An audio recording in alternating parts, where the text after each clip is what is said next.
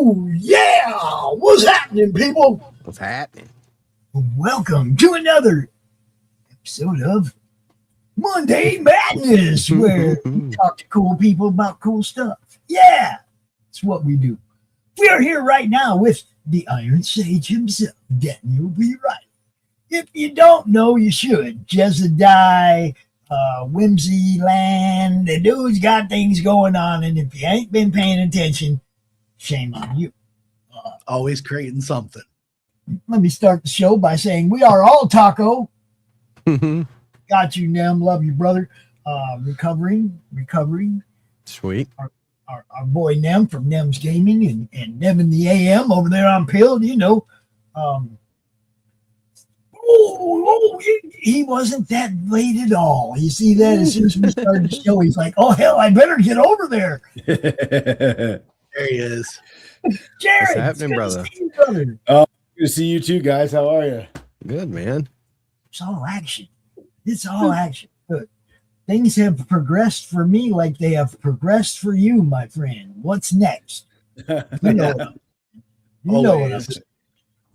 What's next? And what you got going on now looks maybe even more fun than the last one. I think so. I hope so. No, I mean for you.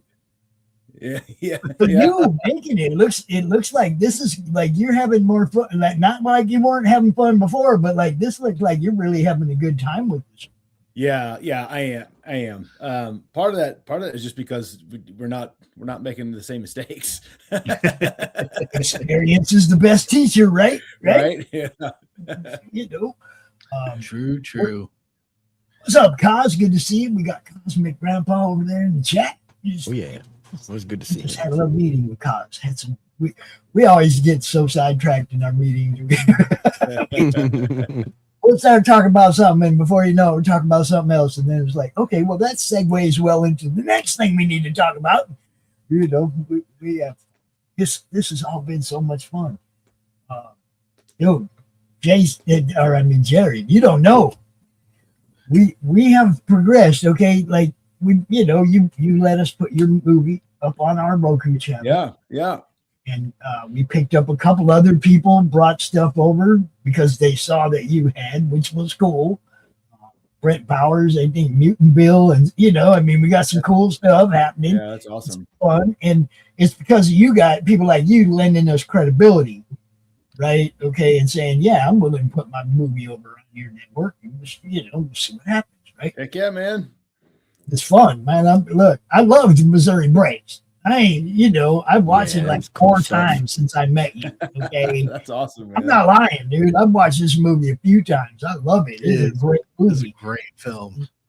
And then I seen that you're doing something else, and I'm like, oh hell, I got to be involved in that. What's up? Well, I think he told us last time he was on here. He's like, man, I got some stuff coming up. It's gonna be badass. And look at here, he's right back at it, isn't he? Look at this. And then he hooks up with this guy. Oh yeah. Yeah, exactly. Yeah, exactly. And we've known Daniel for a while. We've been promoting what he does and stuff. And it's like, I love collaborations. I love when people meet, through different streams or shows or whatever, and then they end up doing stuff together. Yeah. People that didn't know each other before, right? And because of not just me, but what all these guys do, okay? All these guys that are trying to get, people seeing and get the message out about whatever, a comic or a movie. Those, I love this stuff, man. I love when collaborations happen because of this stuff. Yeah. Yeah. It's one of the cool things. It's one of the cool things about being a creative in the 21st century. It's because it's so much easier to find other artists that you can share a vision with and you can work with and to make something cool. Yeah. Well, I mean, back in the day, they had the bullpens and you got assigned to what you were working on. And I mean? And trying to break in with a movie in the movie industry back in the day was, if it didn't make it in the cans and get a lot of acclaim, nobody looked at it. As far as indie stuff went, right? Yeah. it was crazy. Now it's like, man, you just got to get some people talking about what you're doing. That's all you need is people on social media talking about what you're doing. And then somebody else goes, huh? I didn't know about that. And they're looking at it. And then they're talking about it. And people don't realize social media is word of mouth with a bullhorn, yo. Yes. Yeah. It Using is it. Because, you know, back before social media, it was word of mouth. Word of mouth was your best salesman. People talked to each other about cool stuff. And, you know, I totally believe in the karma of that too, Pops, to where, you know, as much as you would share somebody else's stuff out, you're going to get that in return. So if you're sharing your friends and you know, even people you might not like them, but you know their stuff's cool, you know, so you're going to share it out anyway, and then you'll get it back in return. Trust me, times 10 probably. Well, I mean, we've been doing it. That we took a little bit of a hit when they shut down our X account, our big X account, and then we had to start over. Oh man. It's hard to rebuild something like that. Okay. But, yeah, it is. You know, you do what you can do, right? We branched out to other platforms like Pilled, you know, and now we're going to have some stuff exclusively going to Pilled. So that's going to be cool too, you know. Very cool, man. The whole thing is to get people to look, get them to look. Yep. Wherever you're at, get them to look. That's all. And what we want you to look at today is where shadows fear to tread. I'm sure Daniel has the trailer ready to run, right? Right, Daniel? Right? It's right behind me. I can set it up for presentation though. Yes, please. Yes, please. And then after we show everybody how, look, I loved the 7-minute trailer. I was like, you've already got a lot of work done. Unless that's all you did was make a trailer, right? It looked to me like you've done some scenes and you've got some of this done already. Yeah, we're trying to do as much of it as I can. That we're trying to do everything that we can that I can do before Daniel gets here, and that we can do without incurring a bunch of extra cost. Oh, yep. I totally understand that. Like, there's a lot of stuff. There's a lot of stuff with this film that there's no way to shoot it without there being some cost involved, because like there's a few things we're going to have locations for, like some very specific locations that are going to require, I think, unless we're just incredibly fortunate to find the stuff fall out of the sky on us, like we'll have to like pay to use a few things, you know. So that's going to be some cost. There's some more equipment cost, just because it kind of, I want to level up the production value this time, especially like based on knowing what equipment I have and what its limitations are, and then having a very clear idea of what it will take to advance that production value. There's some specific things I'm going to have to buy. As a movie fan, the guy just watching the movie, nobody would know looking at Missouri Bill how low that budget was. Nobody would look at that and think, oh, that production quality sucks. Nobody. Okay. I mean, good. I hope it's not. a clean, smooth movie. It's, you know what I mean? You did a really good job. And that's why when I saw this, we're getting behind this. I don't care what it is. I didn't even know what it was yet. I mean, I just knew you guys were doing something. I was like, this because the first one was great. Like you say you want to up the production quality. I look at Missouri Breaks and go, upping the production quality of that is going to take some doing, bro. Because that one looks good. Honestly, Thank you. On a big screen, it looks good. You know, so I'm all looking forward to upping the production quality. Good. Oh, yeah. Good. All right, Daniel, let's do this. Let's look at this trailer, y'all, for hopefully the audio works. Where even shadows fear to tread. Hopefully I'll be able to hear it. Yeah, I can hear it. Who found the body? Couple of wildlife biologists tracking grizzlies.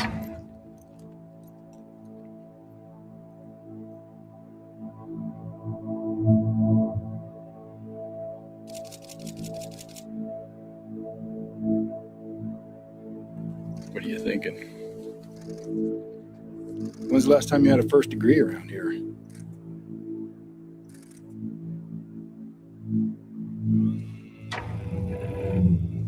What's so important that you come up here and risk spooking my investors, Walter? We have an active serial killer. We got a body in the morgue and we got nothing to go off of. Can you keep this quiet? This is the worst possible timing. Do you have any idea how much money we're talking about pumping into this town? We are talking about 9-digit numbers. Money that would set this town up for decades. We're gonna have to call in some outside help.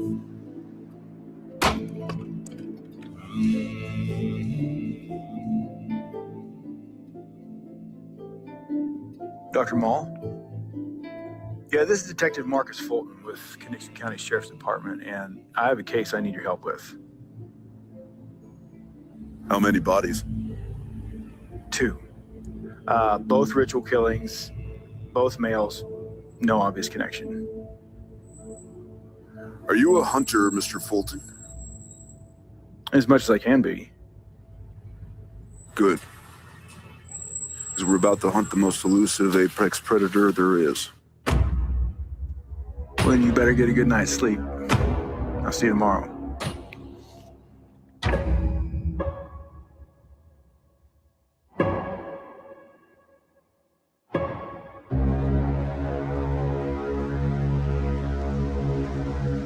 This killer is unique. I've never encountered another one so brutal, yet so precise and methodical.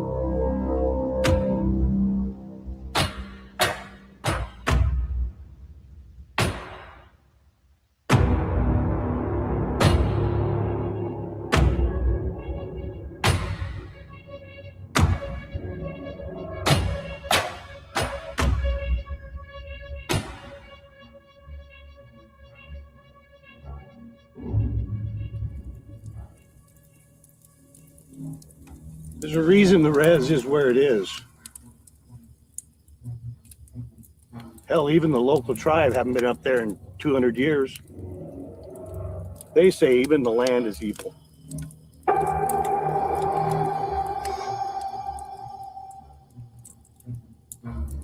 I don't believe in that kind of evil.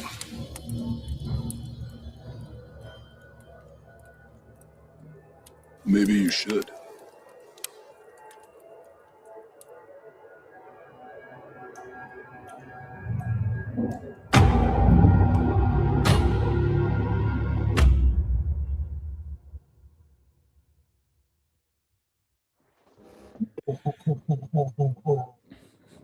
Oh, that's beautiful. Dang, bro, that was freaking. I was like, oh man, it stopped. Oh, okay, it's You the see? trailer. Damn it. This is what I'm saying. It's like Badass trailer, right? I got some cool questions. First off, is the fireside chat going to be a trademark of all your movie? It might. I hope so, man. I hope so. I'd love that if you did that. It's like every movie I got, we got a little fireside chat. That's like context time where you actually get some of the juicy details, man. When they start, sipping a little whiskey and start telling That's the right. truth. That's right, man. Yeah, I love those scenes though. There's something so primal and basic about just people sitting around a fire talking. That's what I mean. It's like I love the way you made that part of the first movie.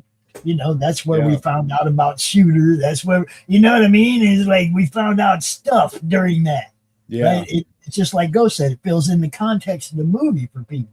Yeah, I mean, even me personally, I feel like some of my favorite times were just chilling by the fire, talking with somebody. And then you bring that into the movie. It's like I like to do that anyway, so I like watching it too. Yeah. And that scene in particular, I look forward to that scene because like when the full scene, like it allows for at least in the beginning of the scene, the beginning of that scene starts off with some very much needed levity in an otherwise really heavy film. Mm-hmm. And you get just from that character dynamic, you get to see the character development in terms of how each character is unique and how the difference between all of their personalities in one place, in one like concentrated scene. You get to see this dynamic of each individual's character Right. in unison with everybody else. So I like that one. I did think it was cool. Dude was like, "Oh man, we're about to go on a mad hunt, bro," and you're like, "Yeah, well then you better get some sleep, man." Yeah. Like I love that the cockiness that the detective has, you know. And then when they're sitting around the fire, he's like, "I don't believe in that kind of," you know. He's still on that, you know. He's got to be a logical explanation. You know, I like that, man. I'm really looking forward to seeing this now. That's cool. That's cool. I'm glad. It's very cool that you picked up on that, because that is part of the character dynamic that Daniel and I baked into those two character scripts specifically for that contrast between the two. And it's kind of that display of like, well, there's a misplaced confidence, or maybe an overconfidence combined with the character I play, compared to Daniel's character Charles, who has a very measured, tested, and accurate confidence. And that's calm down, Junior. You don't know what you're getting into. That's exactly right. Yeah, I loved it. I loved the interaction. And when I first saw the trailer, I was just like, man, he did it again. And for those of you who don't know what I'm talking about, go watch Missouri Break, The Ballad of Missouri Bill. Go watch that movie. Not the Jack Nicholson one, which was also cool, but not that one. The one The Ballad of Missouri Bill. You will love that movie, and you'll want to see this. You'll be looking forward to it.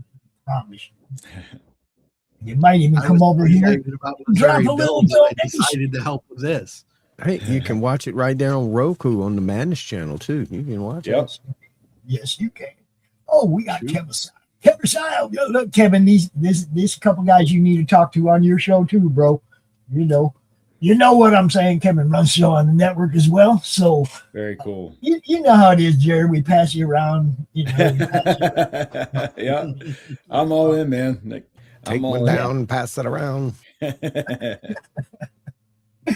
Now, Daniel, I want to know which one of you approached the other one to collaborate. Oh, it was technically Jared.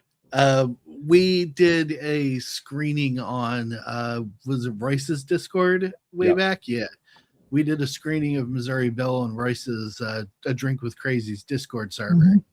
And I think it was like immediately afterwards, while we were talking and just going back and forth about the movie, after my actual first experience seeing the film, and Jared goes, "So do you want to, maybe help me write the next one?" And I was like, hell yeah.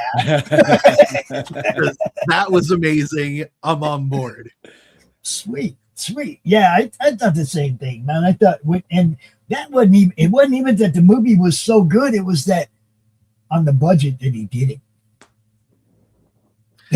I was so blown away of the film itself, the quality of the film, locations, everything, right? I know some of the stuff was donated to you, period pieces and stuff like that, but on that budget, that movie's amazing. Okay, there's people spending $1 million, $2 million, $3 million on movies that just look horrible and have horrible writing and nothing. Oh, it's so true, man. That's what sold me on working with him on this. I mean, we were previously working on his novel. It's still not out yet, but he was a client first, and then he's like, "Oh yeah, I'm making this movie," and I'm like, "Wow!" So we started talking about that, and then when I watched the film, I first thought I had to myself was, this guy can make amazing things out of nothing. If what he's telling me is true, that he had scrounge for all this stuff, put in whatever money he could afford to put in and Yeah. made that. Yeah, that's what I'm saying. It was like I was so blown away. You know, it's like because that looks like, you know, a production piece, man. You know, a studio piece where somebody put a whole bunch of money into it, and then you look at the credits and his name's on everything. Yeah. He did the score. He did it all, right? You know what I mean? It was like. Daniel, I would say, Daniel, the afford is a strong word there. I would say I could afford it. It was how far can I stretch that American Express before it snaps? There you go. For sure. And But I still, hope they- on the budget that you pulled that off with, I thought there was more money involved. oh I yeah, really I thought there was a lot more money involved. Just because, you know, I watch movies and TV, you know, everybody does. So comparing that with other things that I've seen, I was thinking, yeah, he's got, you know, some sort of backing behind this. And he's like, no, credit card. And I went, Yeah, Yeah, he was Yeah. like telling us last time. I was like Magic. painstaking, like making the costumes and setting Oh, up yeah, the dude. scenes with like just crap they found around, laying around, and they repurposed it, and it worked. You know what I'm saying? It was perfect. It was like, yeah. we're not spending Look. $10,000 on that crap. I can get all this at the junkyard for like $12. The great thing For about real. it is you watch the movie and you can't see anything that doesn't belong there for the period. You see what I'm saying? I mean, you did a really good job of making sure that like locations didn't have anything that would give away that this is modern. There are no airplanes flying across the sky in the background. All that, right? I mean, you Yeah. did a really good job of making a period piece. Thank you. And it was funny. So the guy that plays the Oracle in Missouri Bill is a really Love good friend him. of mine. And he and I went out to Vacaville, California for the Wild West Film Festival. Because we had been selected and they were going to screen the film there. So we're at the film festival. And so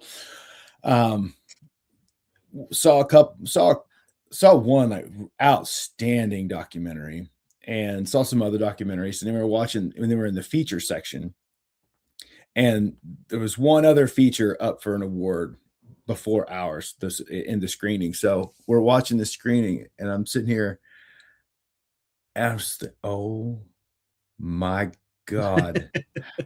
It's like, how do you not see that? Like, how do you let that get in your thing? Because there's a night scene or the fire scene, but like behind on the horizon, you can see like the street lights. They weren't even that far out of town. You can see like the street lights. There's power lines in the thing. There's a couple scenes with like not the plane itself, but like the vapor trail. Like the chemtrails in the sky. That's what I'm talking. Yeah, that's what I'm talking about. You know, one of the guys, like in one of the scenes, like there's this guy like walks, and he doesn't walk across frame, so it's not quick. He walks. He like comes into frame and then like walks out of frame, like on this really long diagonal, so you can see the whole time. He's wearing modern Levi's. It's like, what are you doing? They're all double stitch pockets with a little design. Like skinny jeans with ripped knees. I can tell that's what that is. Oh man, yeah. It's not even my film, and I was sweating, like I was having anxiety watching this film. I was like, how do you let anybody watch this without fixing that first? Yeah, clean that up. And I know for a fact they spent over $100,000 on that film. Jeez. It's like, oh my gosh. And you're sitting there going, man, if I had $100,000, what could I have done? I know, man. I know. Oh. I know. Look, if we're gonna give money to people, let's give it to people with talent. Let's give it to people that put together good stories, good movies. If we're gonna give money to people, give it to people like this, man. Just saying. Yes, please. Yeah, I need that's all what the help we're I can trying to get. do with these Kickstarters. Yep. Trying to and- generate some backer support. Exactly. And don't worry, I am going to get in on there before this thing ends. I promise you. I got, going to make a little money so I can throw a little at you. Because, it's what it is, man. It's like, hey, Madness can be an associate producer, right? True. Are you listening, Kyle? Right. Are you listening, Kyle? I'm just It's out there somewhere, I'm guaranteed. Now, you touched on it earlier, but I want to elaborate a little bit. You said Jared was your client. Yes.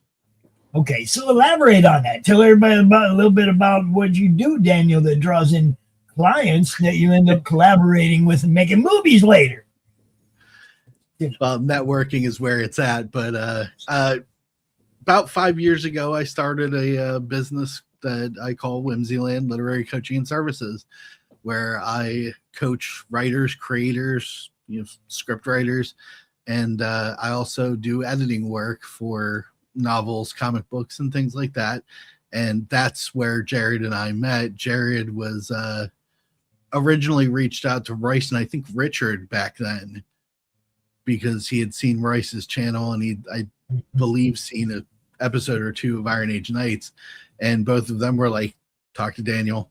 So he contacted me and goes, I have a book. It's a big book and I could use your eye on it if you're interested. And I said, absolutely. So, we worked on it together for many, many months. Yeah, many, many months. And then, over the course of that, we just were talking in between, and we had him on Iron Age Knights a couple of times about Missouri Bill and him With and old I. Richard. Yeah. And him and I started just chatting and became friends, not just a, client professional relationship, but we became friends. So, Yep. All the work we did on his novel, plus I assume what he's seen that I've done, gave him the inspiration and confidence to say, hey, you want to collaborate on this and get involved. And I am always looking for something else to do because I can't sit still. So see, and I was just talking to Kaz about that. It's like you get a plan and you do something, and then you got it and it's done, and then what's next? Always, there's got to be a what's next. There's always a next. You got to have a what's next. Okay, so for us, it was like CromCon to a network to Roku to doing live con appearances where we're broadcasting live the whole weekend. That's next, May 30th, 31st at Hall of Heroes Comic-Con. We will be doing that. So it's always what's next. And if you don't have a what's next in mind and you just rest on your laurels, people going to forget who you are. That's true. I mean, just keep moving. Right? Script writing is a bit different from what I'm used to doing with novels, but it was a new challenge, and that's the other side of the coin for me. Is it's not just what's next, but it's what's new that I can learn how to do. And it captured my attention. I tell you what, I didn't know nothing about streaming, nothing about YouTube or Rumble or Pilled or any of this stuff when I started doing this 6 years ago. I decided one day, okay, I'm going to do a con because they just shut down all the cons, right? I'm going to do a live online con. I didn't know what I was doing. I booked a whole weekend of guests. We ran the show. It went pretty smooth. I'm going to do this every month. You know what I mean? I didn't have a clue what I was doing. If you go back and look at some of them old CromCon shows, holy crap. It's like you almost want to delete them, but those are monuments, man. Journey. Hey, Animation Overlord, what's up, dude? Oh, good to see you. But yeah, so you get together, you decide now so you already had the idea for this, right, Jared?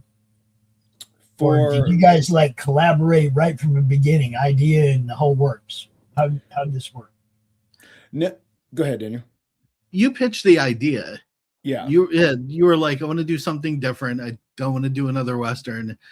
We hadn't actually spoke on setting but you originally pitched the idea for doing like a suspense thriller or something that at the very least was creepy, that could capture people's attention, because everybody loves a good scare tale. Yeah. So the big baddie in the movie. Okay, we don't know who the big baddie is. You don't allude to what the actual thing is that you're hunting, other than it's. You're not gonna know until the movie comes out. That's how you do it, people. Look, that trailer should give you enough to get the juices flowing. You want to know, okay? Bro, I already can't wait, man. I gotta see this. Yeah, I want to know what's the big baddie in the woods, man. That's what we're going for. Yep. Well, I can kind of tease it in explanation of the characters. You might get an idea of what the ultimate do that people is, but we're not going to come right out and say it. You have to see the movie to really know. Right. But I'm gonna see the movie. And look, you can tell me everything you know about it, and I'm gonna watch it anyway. So what we originally were talking about was Jared had come up with this idea for a former soldier who becomes a small town detective, sort of sheriff motif, even though there's an actual sheriff character. He's the main, Marcus is the main character of the story. And he's a fish out of water in what he's dealing with. Like, he doesn't know how to deal with what he thinks is happening. So he finds someone who has knowledge of that. And that happens to be the character that I designed. And I pitched this character from my pile of ideas, who Charles is essentially one bad day from being a serial killer himself. Okay. He is a high functioning sociopath who became an FBI profiler instead of becoming a predator himself. I describe him as a if Dexter had a really good dad, who raised him really well to have like morals, and who a man who takes pride in catching killers, because those are his trophies. Right. Yep. So he turned his tendencies towards catching killers instead of being a killer himself. So, but he's all part of that. Yeah. Part of that is that he knows that there is something inside of him that is fundamentally broken. And if it goes too far, he could become just like the very things he hunts. So he's exceptionally rigid with himself, but extremely open to the world around him, because sociopaths are erratic beings. Generally speaking, they're extremely impulsive. In order to not be that way, he very specifically planned out his life. So he has daily routines. He has specific things that he does to keep himself calm, to keep his stress level down, and all of those things keep him on the straight and narrow. Extremely rigid personality. So as Jared and I were talking on Royce's show, and I hit this one idea that we hadn't actually planned, but it sort of worked out that way, is that Marcus comes from a world of order because he's a former soldier, and he's put in a place of chaos. Charles exists in chaos inside himself, but he strives for order. So the two characters are reversed, and they're opposites that end up meshing very well together in this serious sort of buddy cop concept. Yeah, I like it. I'm looking forward to it. So, okay. And that's again, you. That's you, right, Daniel? That's you. You're playing the other fellow right there, right? That's you. No. He is a wonderful actor that Jared found. He epitomizes the character for me, so it works. That guy. So like I'm not even kidding. This guy's legit name is Brando. Like his first name is Brando. Has he got electrolytes? Brando Boniver. And That's Brando. and dude, he is a specimen. Like he is like old world Austrian stock, dude. He's like 6'4", just a super deep voice, really commanding presence. Like he's awesome, man.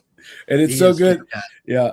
I love having like his actual physical presence on screen because he's bigger than I am, but he's not the tank at all. Like he's the brains. And so it's just, I love having that little bit of, what's the word, subversion into what you would think is, oh, okay, here's the heavy because he's the big guy. It was like, no, he's actually the brains. Awesome. And he portrays the character exceptionally well. Yeah. Cool. Look, man, Jared, look, I've been a fan from the beginning, from the first time I met you. And it was because I had this huge amount of respect for all the different hats you put on during Missouri Bill. Okay. Yeah, because you've done the same with Madness. Well, I mean, that's you know. Yeah. You know, Yes. no, I really appreciated the I'm a music buff myself. Well, I actually do a music show on the Madness, and you done the music too. I was like, no way, bro. Not only did he do all this and all that and all that, but he done the music too. Yes, And it was really good music. And I was like, man, this is a full package. Did That's you the whole do the thing, man. score- Should I tell my Did you put- recognition story, Jared? Yeah, go ahead. Yeah. You doing the score for this one too? So on the music thing, when Jared first reached out to me about his book, I just accepted it as a total unknown client, but there was something about his name that I recognized. Mhm. And it was driving me crazy. It took me probably a couple of weeks before it actually found its way into the deep recesses of my memory and latched on to where it came from, because I was just working and suddenly went, wait a second. So I went to the Oracle, Google search, typed it in. Lo and behold, I was correct. Jared was in a band called Corpus Christi that I was like rocked out to years ago. I loved their music, saw them on MTV. It was, and I was like, now I know where I know it from. Weird. Yes. I'm working with a former band member in Corpus Christi. How And strange see- is that? And I this- tried when I not found to out he ban did- out on him too much, but it happened a Well, little see, bit. but I mean, he had already blown me away with the movie, so yeah, you're a rock star, whatever. Right? That part is so weird to me because like I'm on the inside of that, and so like all I I get to see like the the 2 weeks without a shower and no hot food for maybe a week and sleeping on the Oh, floor you are in a some rock star. stranger's house. Yeah. Like, Yeah. Like, I get to see all the mess of it and the very unglamorous part of it. So when even years ago when I was much closer to that world, like when somebody would recognize me, I was like, what why? Yeah. Are you sure? Why would you know who Are I you- am? Are you sure you don't have me confused with another band? No, but see, that was the whole thing when I saw the movie, and then I saw that you had done all the music and everything, and I then put two and two together as well. I was like, oh, that guy. Okay, so now he's doing movies. Okay, so you know what I mean. But the thing, like I said, what you did with the movie, man, it kind of overshadowed anything else I know about you from your past. It was like, because it was so good. Everybody think I might be sitting here just BSing and trying to blow smoke and all that, but no. Look, I hate CGI movies. I hate the fake explosions and all that. I hate that crap. Yeah. It's like I watch your movie and it's like, yes, actors doing acting stuff. Right? Yeah. Now, I also have one other themed question about your stories, Cheer. Okay, we like the fireside. Are you always going to be a cop, bro? I don't know. I have no idea. My hope is eventually we're gonna do a movie where he's not the main actor. Yeah, I know, right? That's the thing. Like, I end up having.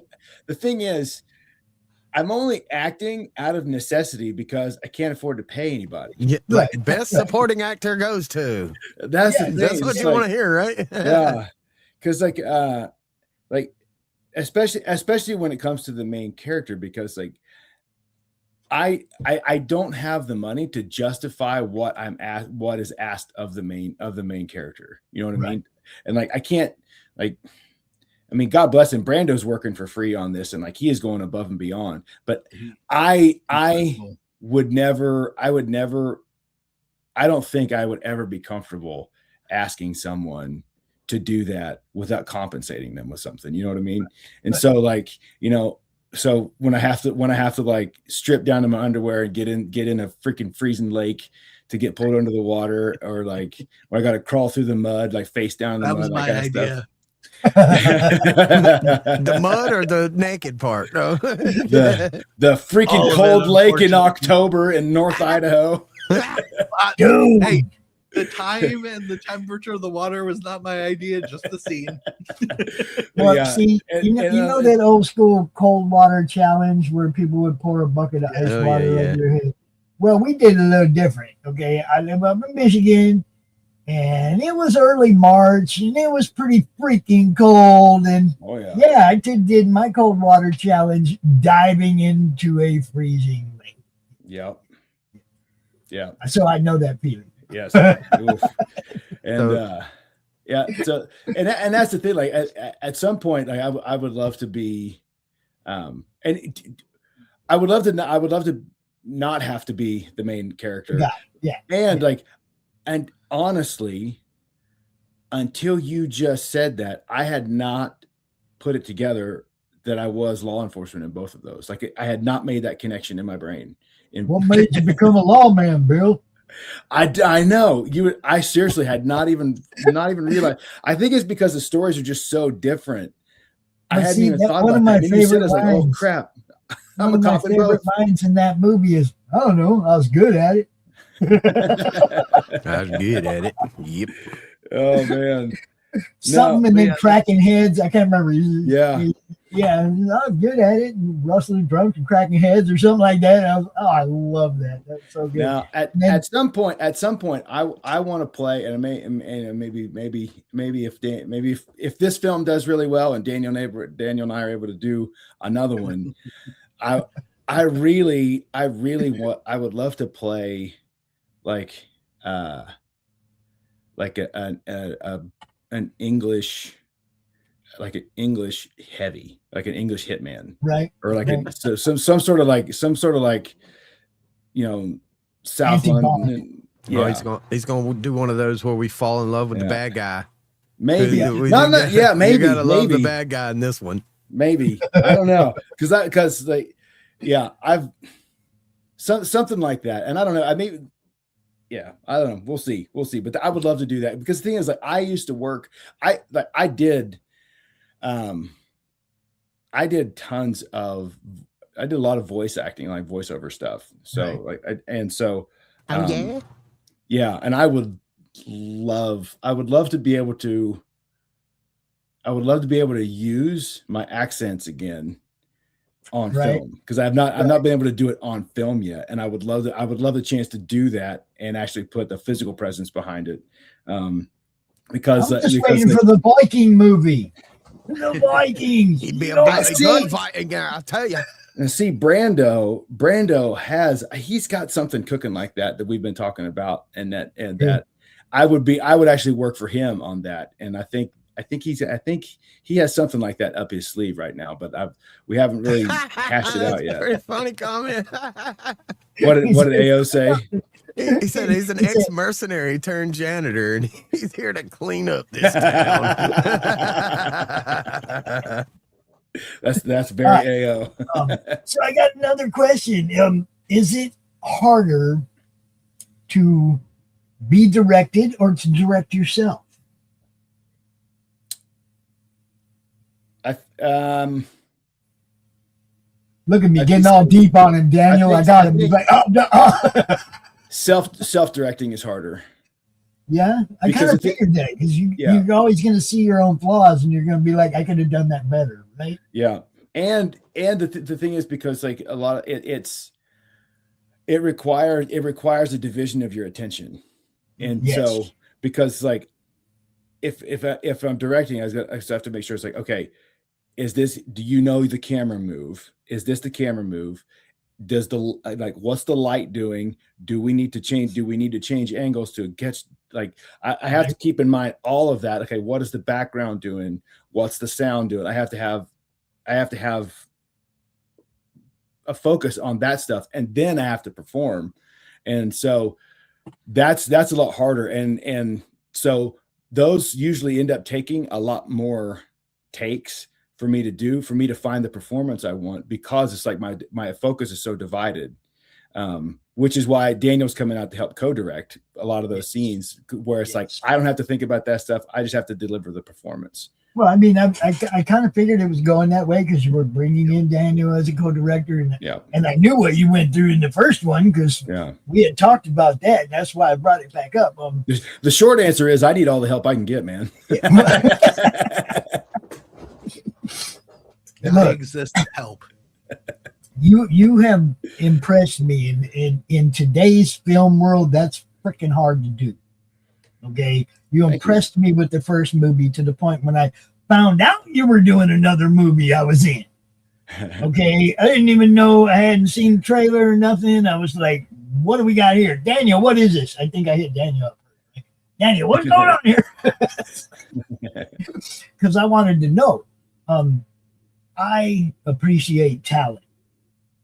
And in today's world, there's so much that's created on the computer that's not in this, that's not in the actual scene. There's so much that is, I don't want to say fake because they're still making a movie, but you know what I mean. It's not. Look, I grew up in the live action days. Okay, when Bruce Lee jumped off the staircase and kicked the light bulb, when Kato jumped off the staircase and kicked the light bulb and put the room into black, he actually did that on film. Yeah. Okay, it wasn't CGI'd. It wasn't some kind of fake crap. He actually did that, and that's why we were impressed. True. It was Batman. We weren't impressed with the show. Just don't do like him really get shot on stage. That would suck. I'll do my best. But you understand what I'm saying? It's like we grew up in the live action. The real, stunt man got knocked off the balcony down onto the trash cans or whatever. Those guys actually fell off that balcony and hit that trash can. It wasn't fake. That's how we grew up. And when we see movies like that are real, we fall back in love with movies. I hope so, man. Yeah, I you hope can so. feel it. I mean, that's why for me- that's one of the reasons I want to fall back in love with wrestling again, because it was like that. I mean, even though we knew wrestling was fake, they really did fall off the ladder onto this thing and break the Onto table. another ladder, and They really done that. I mean, it's not like it was no computer. They really done it. I mean, they knew how to fall and things like that. So I mean, there's a lot that goes into it, but they really done that, and that's why you really want to fall in love with movies again. You don't just want to see a bunch of AI crap. Don't nobody want to see that. Nope. Yeah, okay, you can use a teeny bit of AI in there to just enhance it. Like if you really need birds and don't have birds, okay, AI the birds, whatever. But as far as the main meat of what's really going on, it needs to be real, and people will gravitate to that because that's what people are missing. They're missing that. They want that. They're craving. People are craving it, man. And they're kind of like programming this generation to not even expect it. Yeah. Well, they're programming them to not even know what it is. Yeah. Like, Well, see, that's why we got people like used Jared. Yeah, That's why people we used got to people jump like off Jared. stuff. We can still do real movies, and still show people what can be done without all that crap. Because look, CGI is going to price themselves out of being able to do movies if things keep going like it is, because they're spending a whole bunch of money on them. They're not making all that money back. No. and it's peaked. Like it's peaked. Like it's I wouldn't even call it a peak. It's more of a plateau. yeah. Well, the thing about it is the people that's using it where it could mean anything, they got all the money in the world, and it still sucks. Yeah, I know. They got all the money they could ever want with all the tools and tricks and paid for whatever, and it still sucks. Like, what's going on? And none of them have been able to surpass the second Pirates of the Caribbean movie. No. With Davy Jones. Like none of them have been better than that. Like and in a lot of ways, yeah. And I think like and especially like with Marvel, like the shooting on the volume, for anybody that doesn't know what the volume is it is a massive LED screen that they're filming it in real time. Everly, what's up? But they're filming in real time against a background like that is what they're trying to put on screen. So it's like they're filming what this computer generated background on this huge screen that is dynamic instead of a static background like they used to do with like matte paintings or a blue screen or anything. Now I missed the old treadmill scenes, man. When I know, right? The car and the treadmill, the thing would go by. I love it. Yeah. So but when they started shooting things on the volume, there's like it never really got better than Pirates of the Caribbean 2. But then after that, when they start shooting stuff on the volume, you see there's a steep decline in the quality of what they were using CGI for. Right? And it's like you guys just shot yourself in the foot, and the volume was expensive, man. Those rigs are incredibly expensive to do, and they're already moving away from it. Like it's not that's not even a decade old, and they're already moving away from it. That's what I was saying. It's like they moved away from wanting to pay actors and wanting to pay for sets and wanting to actually produce a movie. They moved away from that because CGI was cheaper. Yeah. Well, now it's not cheaper anymore. No. The way it was, we liked it better.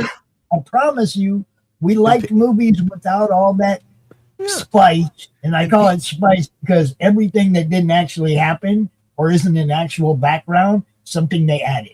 That's and you know, people aren't buying this new stuff. Not like they did when it was a real set. Yeah. And it was, real people doing things. We used to all go to the movie, loved it. Yeah.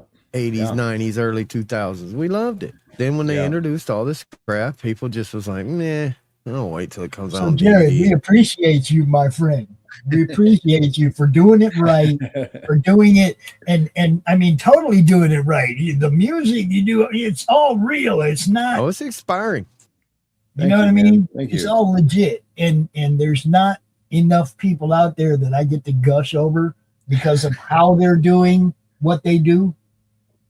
You see what I'm saying? I can gush over what they did. There ain't too many people I can go, that dude did it right, point A to point B and beyond. And he kept doing it right the whole time. He didn't sell out to this or that or whatever. He's always thinking this is what it should be. Thank you, and man. I totally appreciate that, man. At least I can look forward to a few more movies before I die that I'm going to like. I mean. I hope so, man. I hope so. Well, if we can get help, we'll keep doing this as long as we can. Oh, yeah, man. Absolutely. Yeah. Jared and I kind of have the bare bone framework of a business model that we've been working on. If we can build this thing up, because I would love, like I try to tell everybody, I would love to see an ecosystem where, good stories that aren't getting seen in the, Hollyweird sphere can get the production value they require out of somebody like us. Yeah. That's looking to do quality work. And we're not looking to make $8 billion off of people's backs just to do it either, which is the ridiculous part of Hollywood. Because I have a theory that everything we've seen in the last 20, 30 years or so is based around the money. The more money that goes into it, the less people care. Yeah. Because there's funding to cover up your mistakes. There's funding to fix the things that you didn't do right. But when there isn't, a big cash cow for you to carve a flank off of, you want it more. You work harder for it. Yeah. Yeah, YouTube doesn't like us, Evelyn. They don't promote us at all. Well, apparently it did this time. As I said, did it? Well, no, that's your YouTube That's cool. channel. That's your YouTube channel that he's on. He's not on the Madness channel. You see what I'm saying? They I'm glad I said share up then. yeah, and that's. I mean, I preach that all the time, and that's because YouTube doesn't like us. They don't. No matter if we're if a short's going a couple thousand in an hour, it's like in the next hour we'll get nothing. My channel's smaller than Shut yours. us The only show I do these days is a Christian podcast every other Sunday. Mm-hmm. So your channel's bigger than mine. I don't know. The algorithm doesn't make sense. Yeah. They throttled. You're watching on his channel right now. But I mean, we do this show every week at 6:00 on the Madness Entertainment Group YouTube channel and Pilled and X, and then we're all over the place right now. 10 different destinations. I think this show's going to right now live. And that's what I try to do. I try to get it across the board. Everybody's seen everywhere. But it's only my reach. Unless somebody takes what I put out there and shares it out, it just stops at my reach. You see what I'm saying? That's why I beg people to share. Get these guys seen. Here we go. Here he is. Now he's in the I do my part. Yeah, I know you do. And I definitely, man, look. I've hit share buttons so many times in the last 6 years for so many different people, so much. And I try to do it as much as I can when I'm not actually working, right? If I'm scrolling through X and I'm looking at all the political crap, oh, there's a comic, share. Oh, there's a comic, share. But for the most part, it's crap over there. You guys know. We do our best. But yeah, we had to make a new X account. I just posted the link to that up there too. We got at the Meg TV over there now because they killed our big one. We're trying to revisit. Man, that sucks. Another one. So I got some questions for these guys. So Jared, what's your favorite instrument, favorite band? Oh my God. Your personal favorite instrument and your favorite band. So my favorite instrument's guitar, which is that. That's pretty broad right there. There's a lot of wormholes or rabbit holes we could go down with that one. But my favorite is guitar. My favorite band of all time is I still have to go with In Flames. All right. Yeah, and I go out of my way to actually purchase every single thing they come up with. They put out. I buy it on purpose. Cool. I pay full price because it's like if you support something, support it, and put your money where your mouth is. So yeah, I buy. I think they may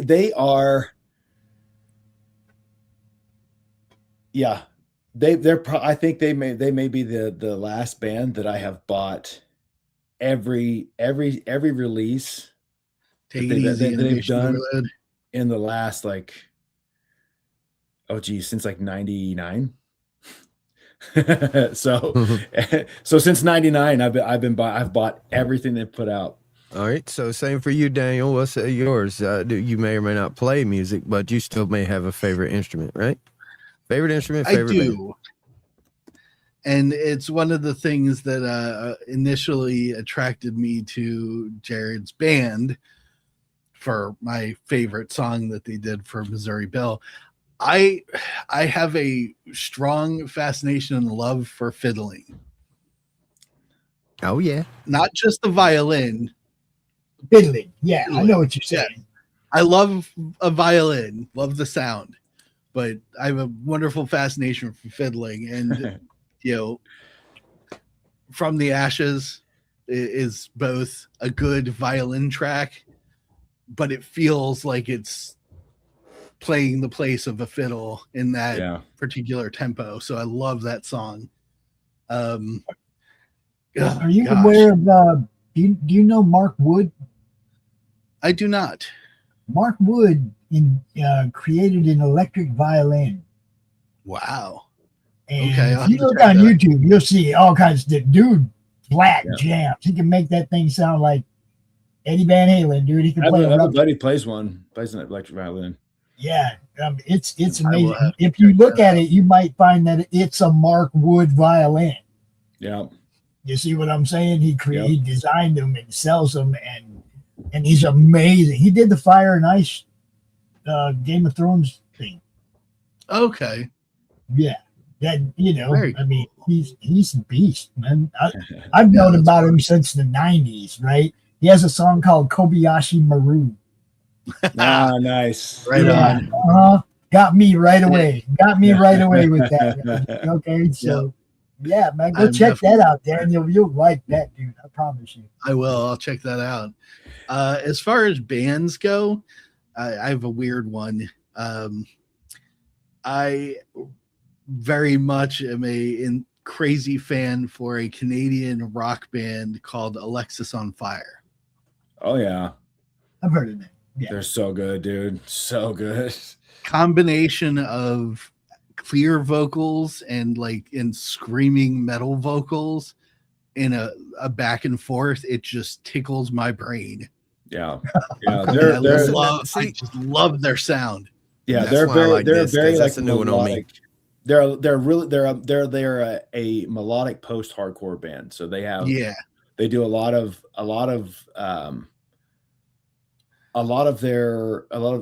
their rhythmic sequences and vocal cadences are straight out of like hardcore, like straight edge hardcore.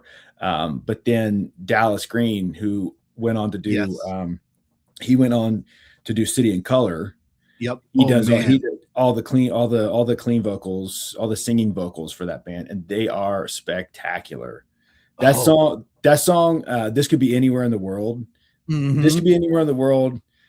Young Cardinals, like those two songs. Pulmonary Archery, one of my favorites. Bro. Oh man. So good. Yep. Yeah, Awesome, man. Excellent That's choice, my friend. That's a new one on me, man. I love this. So Check I got them out. one more. They're freaking fantastic. One more real quick double question for both of you guys. You can choose who goes first. But favorite actor / favorite movie. So who's your favorite actor and what's your favorite movie? Oh boy.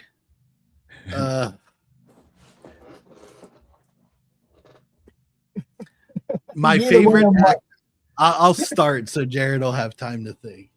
My favorite actor is technically underrated. His name is John Rhys Davies. Oh yeah, I love that. Yeah, we know JRD, man. I first met him in Sliders, bro. Sliders. Yeah, he's in everything, but very rarely is he main cast. He's most notably known in heavy makeup for being Gimli. But yep. He was solid in in Indiana Jones. But he has roles all over the place, and he was in I believe he was the TV show called Sliders way back in the day. Sliders. That's what I mean. I was introduced to him way back there when he was Professor Arturo Maximilian. Yep. Maximilian Arturo. Yeah. Super versatile guy. He could pretty much act in anything. I would just love to meet him and sit down and have dinner with him and just hear stories for an hour or two. Be awesome. Favorite film? He shows up in everything, man. He shows up in everything. Yeah. It's like there'll be a scene and they'll be talking, and then they'll talk to the guy off to the side, and the camera will pan that way, and there he is again.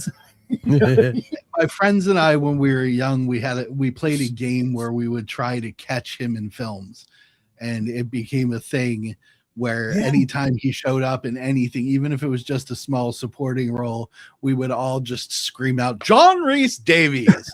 Got him. There he is. Right Really there. inappropriate in movie theaters. Oh yeah. Can the film be animated? It could be any film, whatever, movie, film. Okay.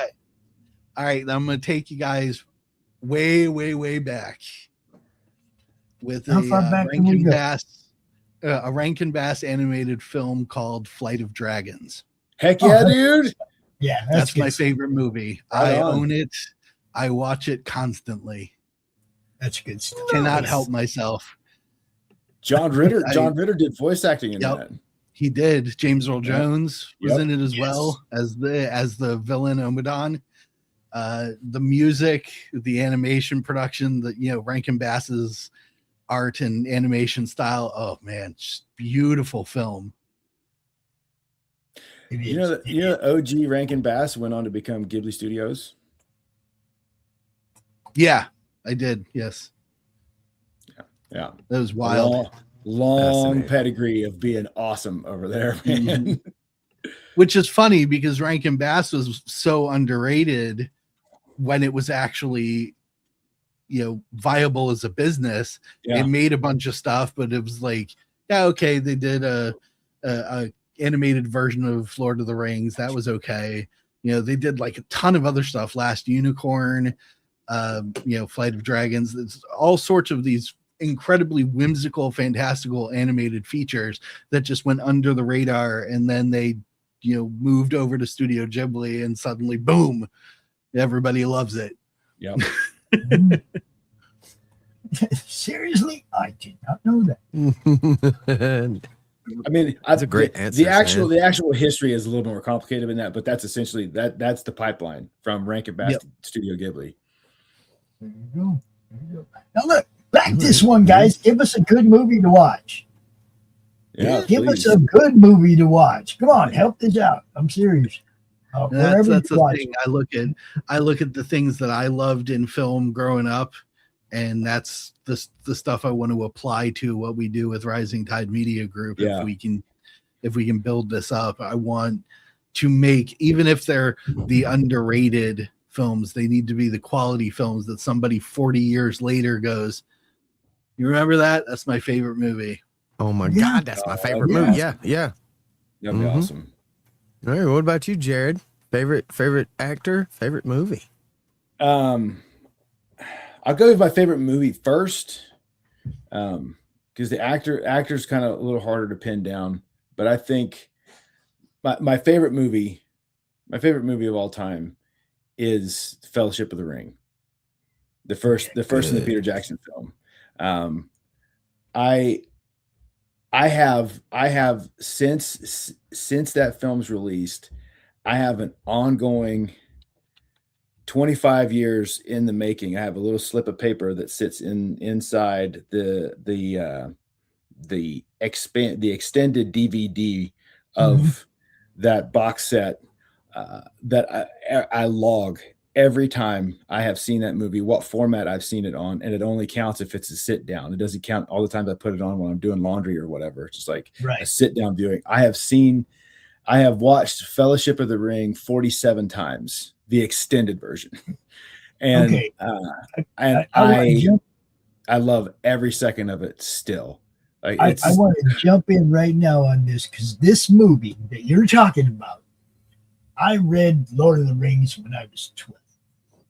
I've read it probably 40 times between then and that movie coming out.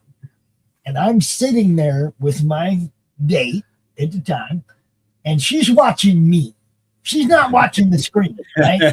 And she told me later, she goes, when that movie started and that old rickety cart was rolling into that little hobble town, whatever it was, because she didn't know that. Hobbiton. Yeah. She goes, your grin was ear to ear. Look, that opening scene, Gandalf rolling into Hobbiton, you could not have made that better. Nobody could have made that better. That went right along with how you saw it in your mind when you read the book. Yeah.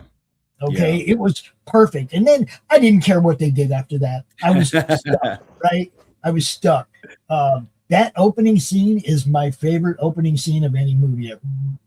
Yeah, and it's still like it still holds up. It's still good, and it's, I don't know. I love it. I love it because there's such a dramatic contrast between where that film starts, where that film ends, geographically, emotionally.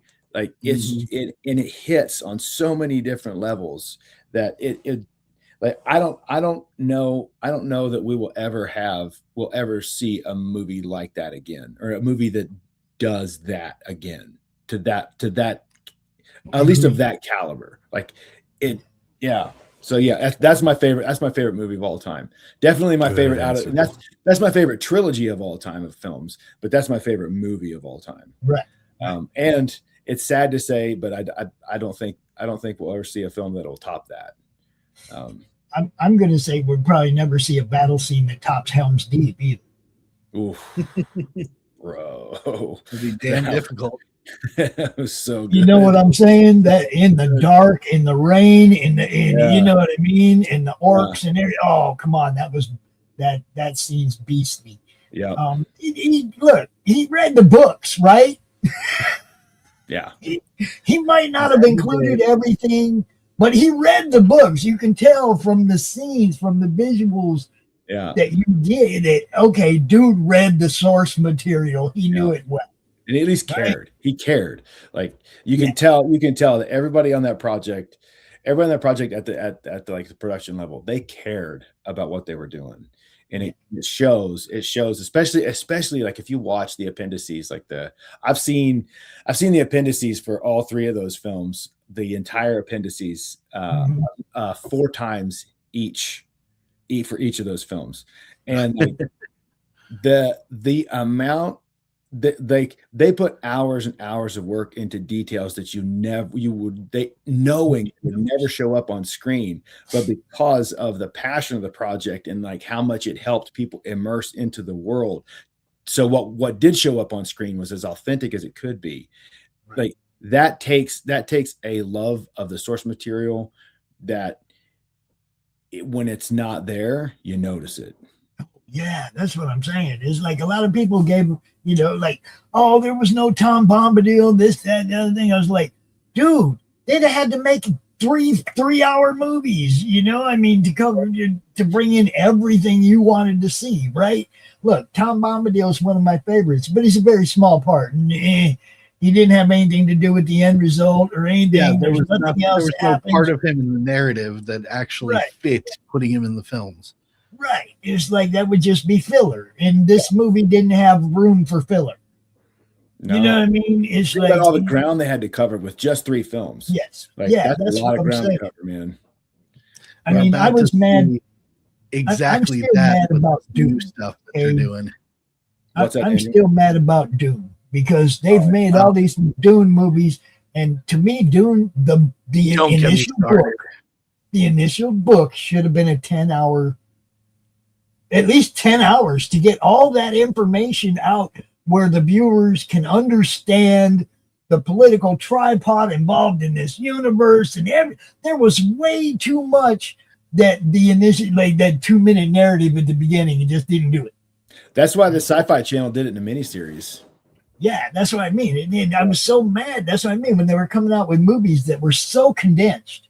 It was like I'm watching the Reader's Digest condensed version of Dune. Yep. Right? That's what it felt like every time, And even the miniseries seemed like the miniseries, Yeah. The miniseries set. I think they were trying to rush through Dune and Messiah. Mm-hmm. Yeah. Yeah, and then the second miniseries of Children of Dune was, I thought that was amazing, but it barely skimmed the surface of what was all in that set of books from Herbert. Yeah. So don't even get me started on the new Dune stuff. I can't stand it. Oh, wait, it makes me so angry. I tried.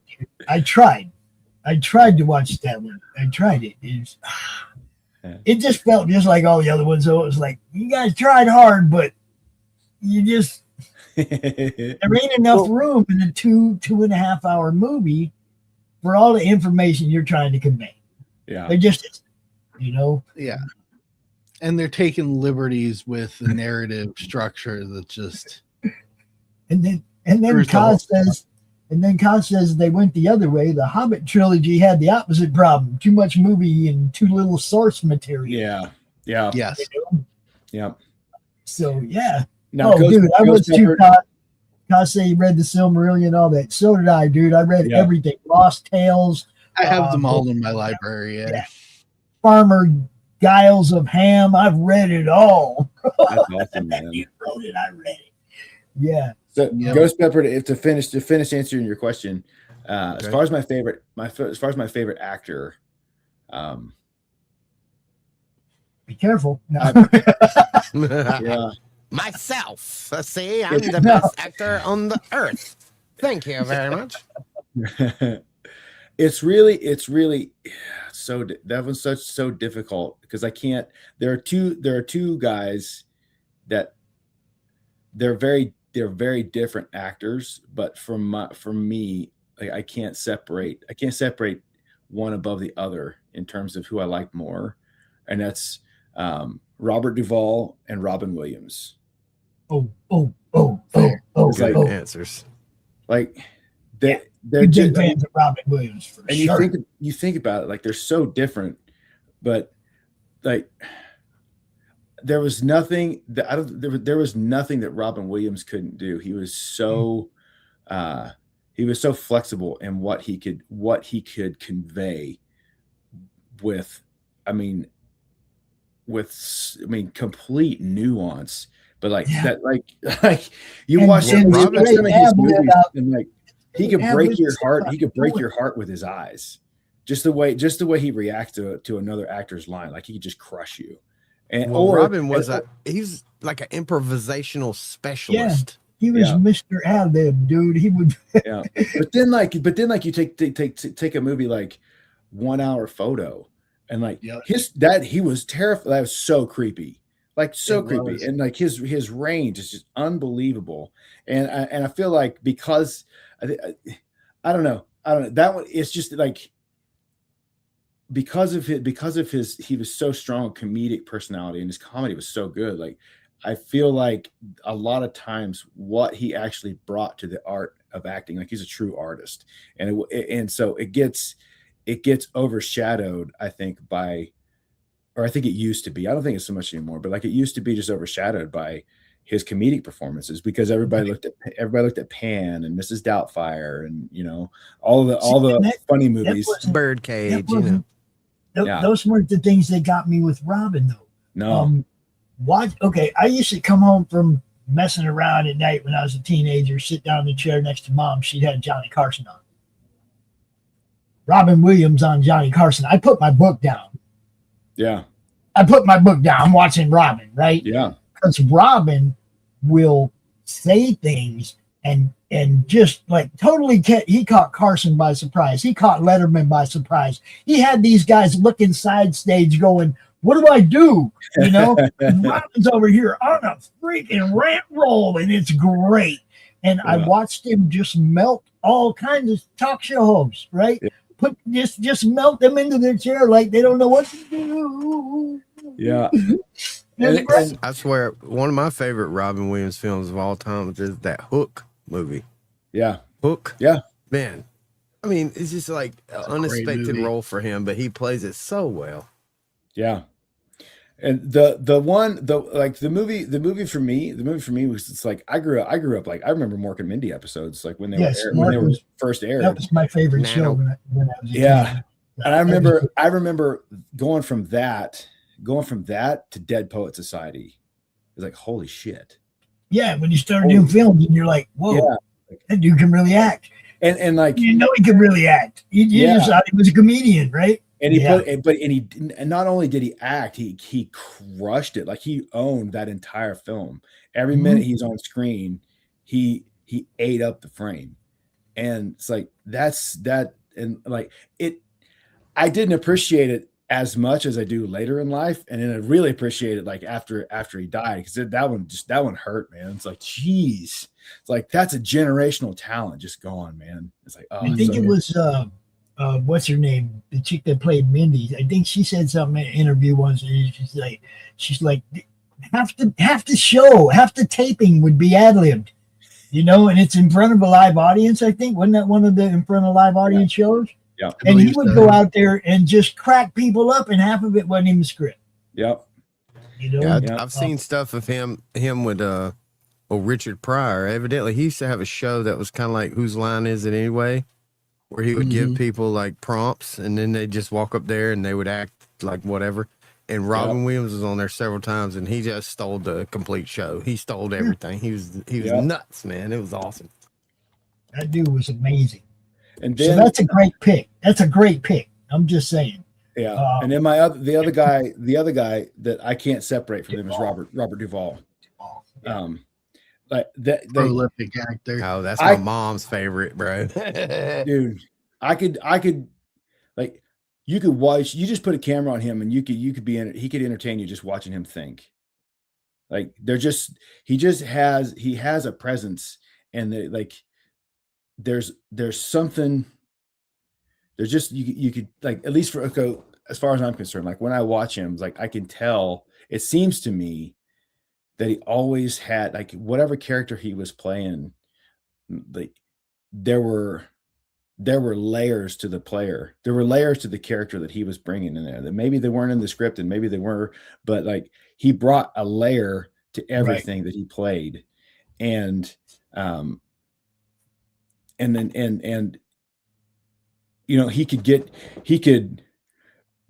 could command with that, because he had such a huge vocal range where he had that really big boomy voice, and where he'd be if his character was loud or being big or like making a point, he had this big boomy voice, but then he would get down this really whisper and just like suck you into what his character was doing. It's like, and then like, yeah, like Duvall, I never saw him in a role that I was not completely, where when he shows up on screen, like whether he's the main character or not, like he's the one I'm watching. Even in The Godfather, like even his role in The Godfather is like, I'm watching Duvall on screen. I'm not watching Pacino.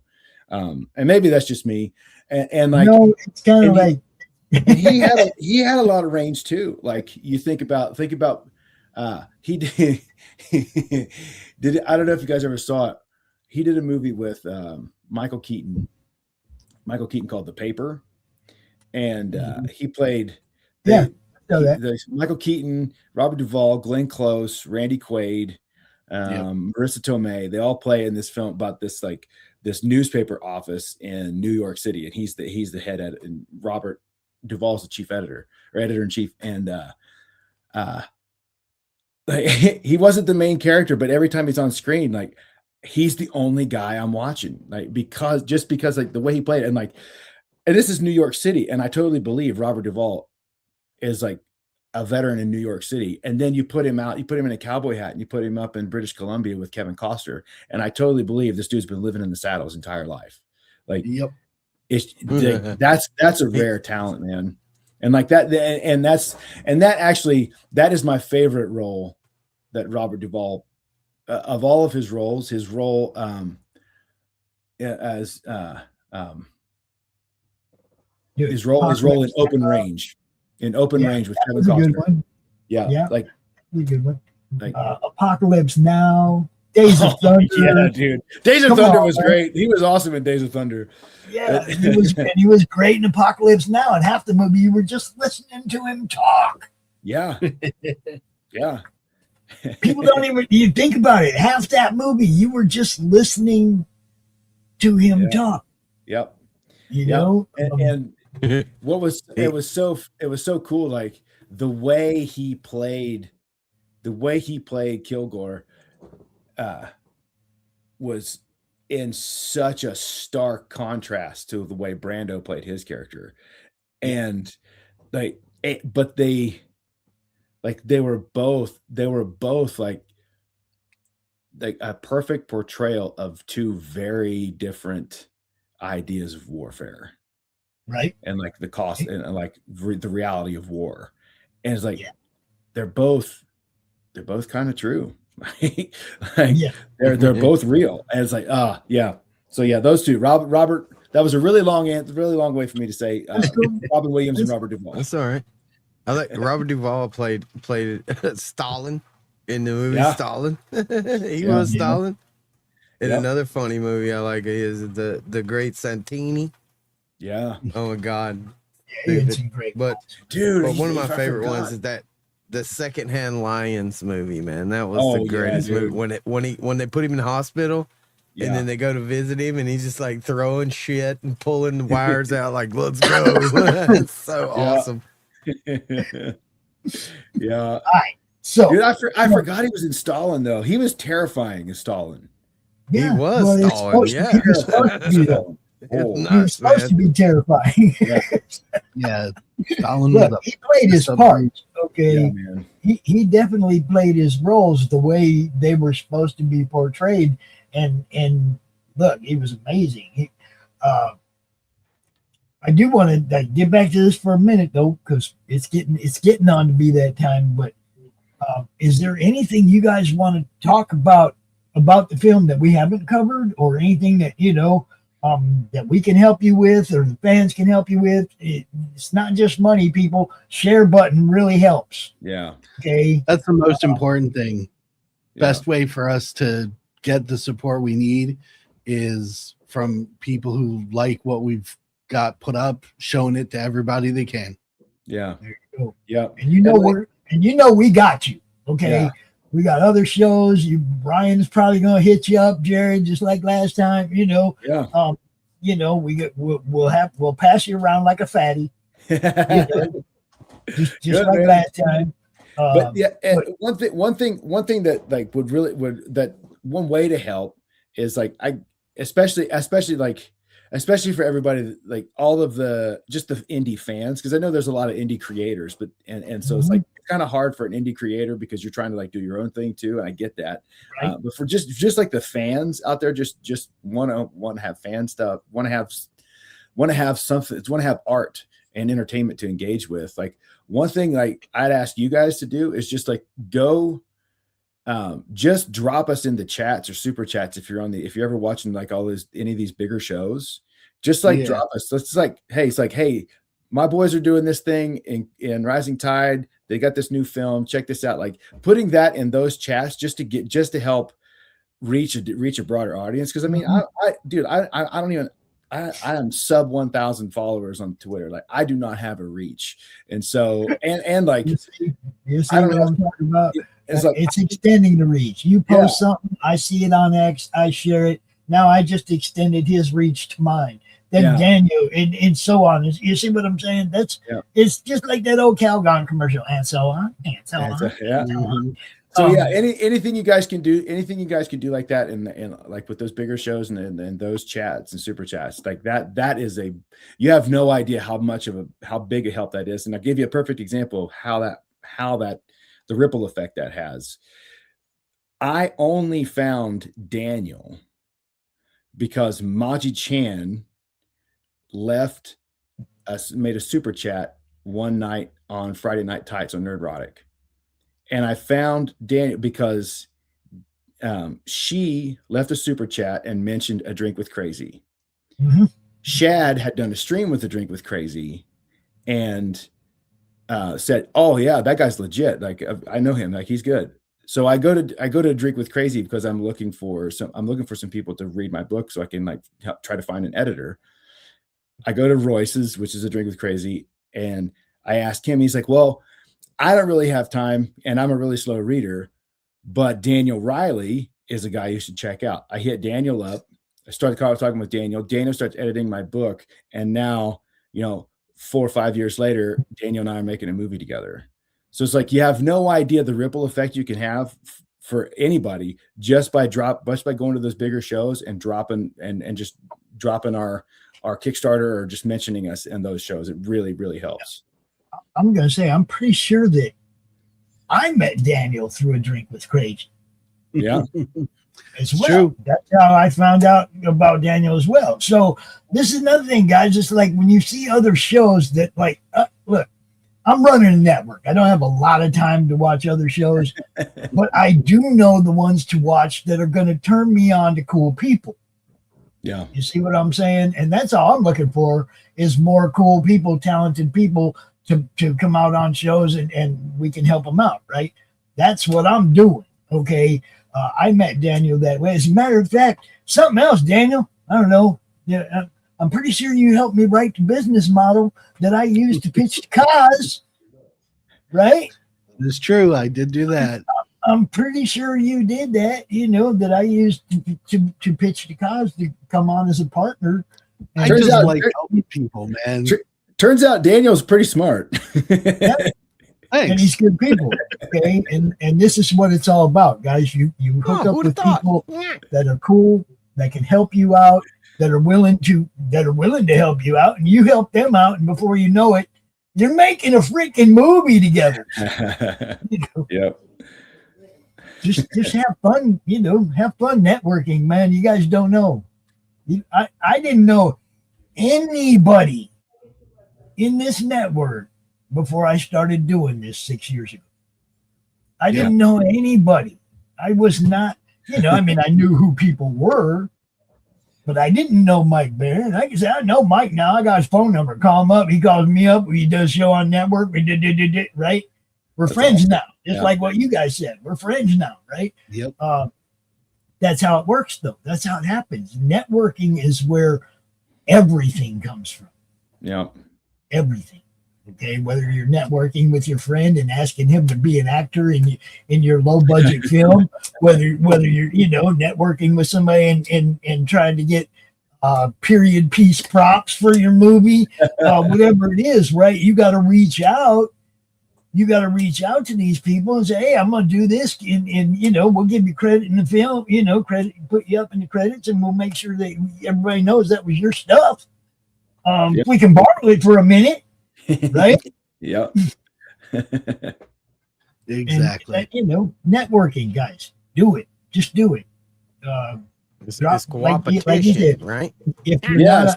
not a mod, if you're not a mod on somebody's channel, buy a super chat. If you're mod, you should have a list of links that you're dropping on them shows. You know? Yeah. I would love. Yeah, that would be a huge help for us, man.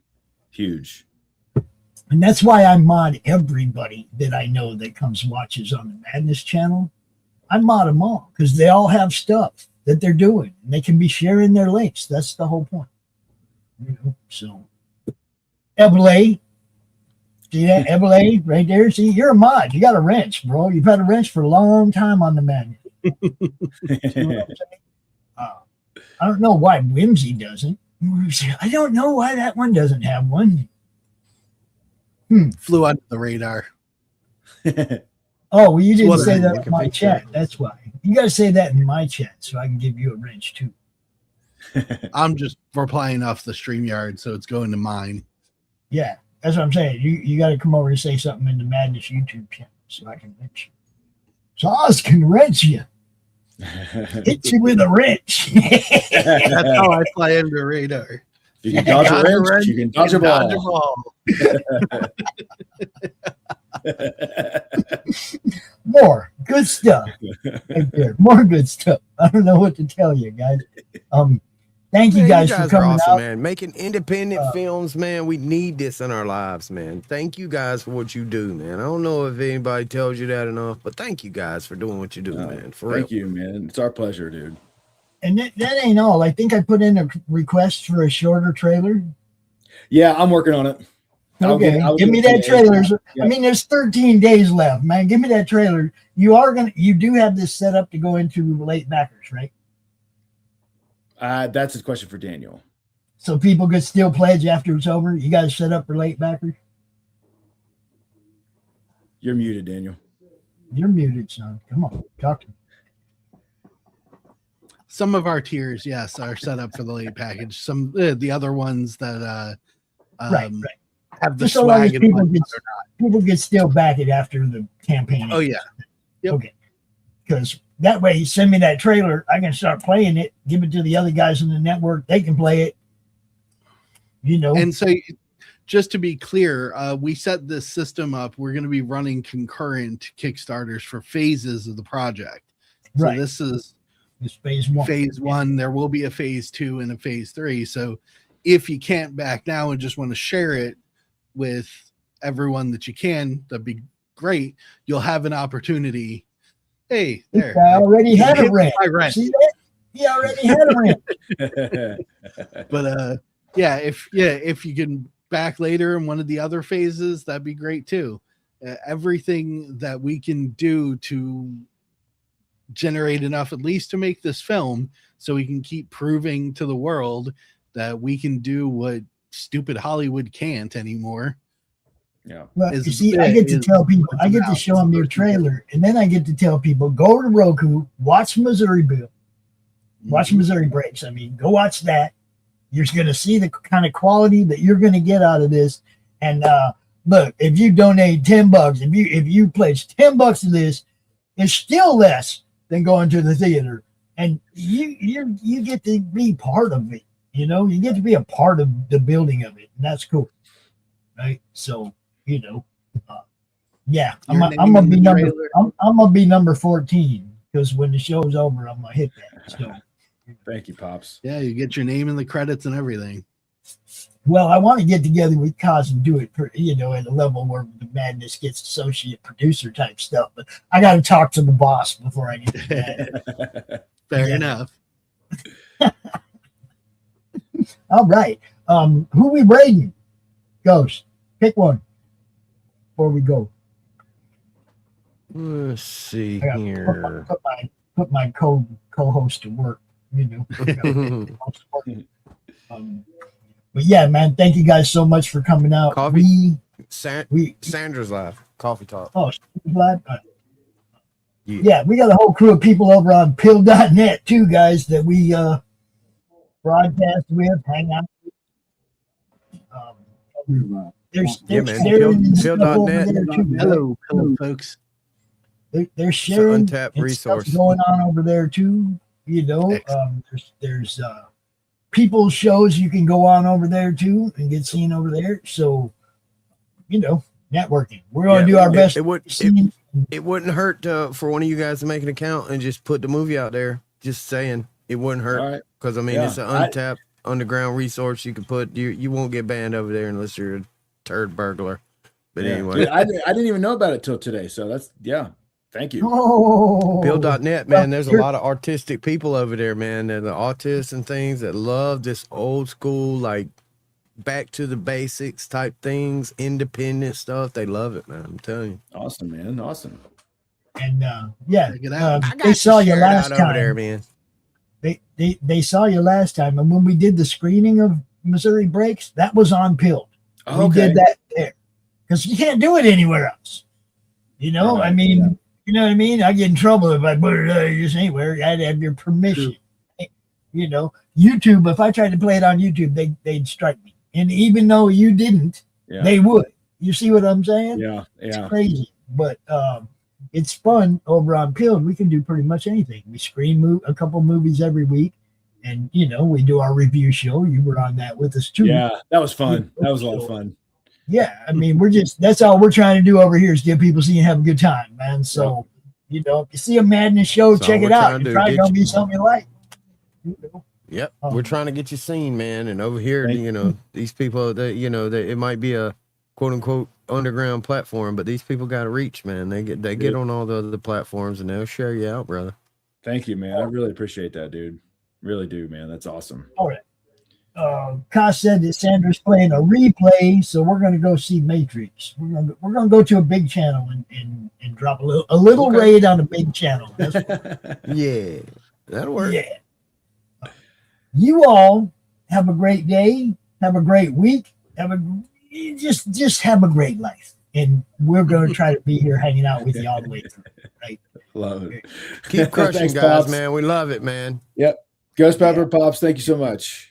You bet. Man. Thank you, guys. And don't forget on May 30th and 31st, we're going to be at Hall of Heroes Comic Con. We're going to be live, and we're going to be selling Ozzy art books, guys.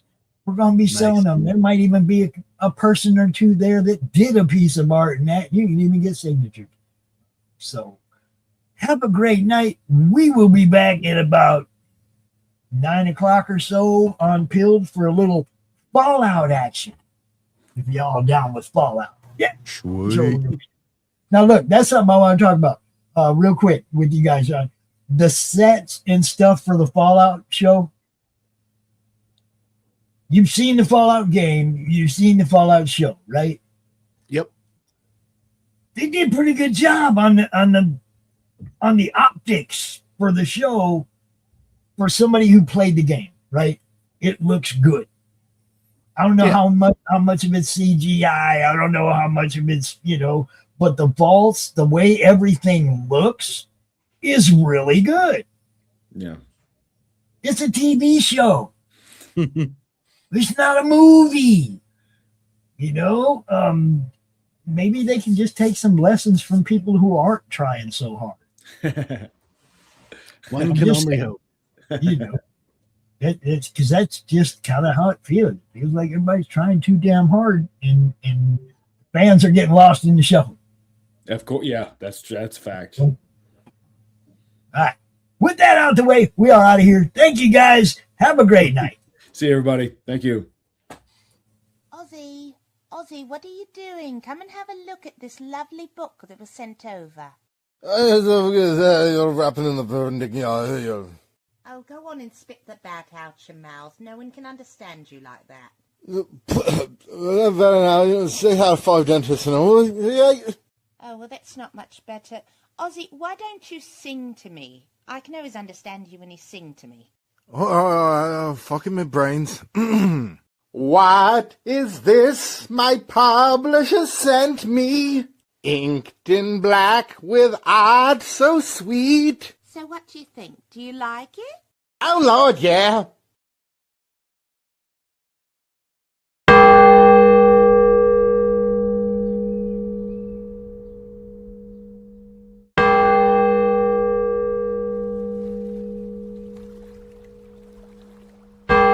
I'm curious, Bill. How'd a Missouri lawman end up all the way out here?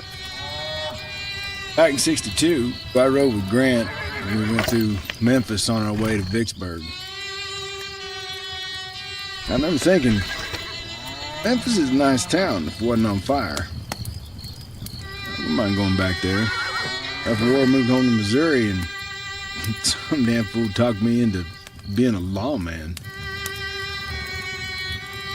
I didn't see that coming, but I was good at it. Wearing a badge and cracking heads. I don't know, I just had an itch, man. Just felt like there was something I was missing. Something else I wanted to do. So I came out here. How'd you get to running with Shooter then? I met Shooter in Chattanooga. In lieu of a court-martial, he was on disciplinary leave. Most people didn't like Shooter, but we always got along pretty good.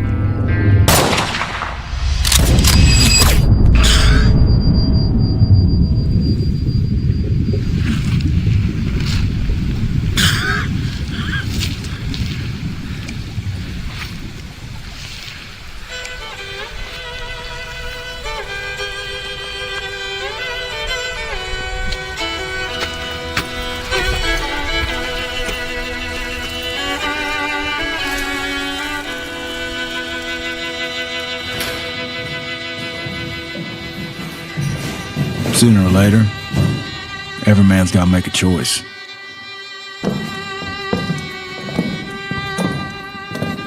On the back end of that choice is where a man finds out what he's made of.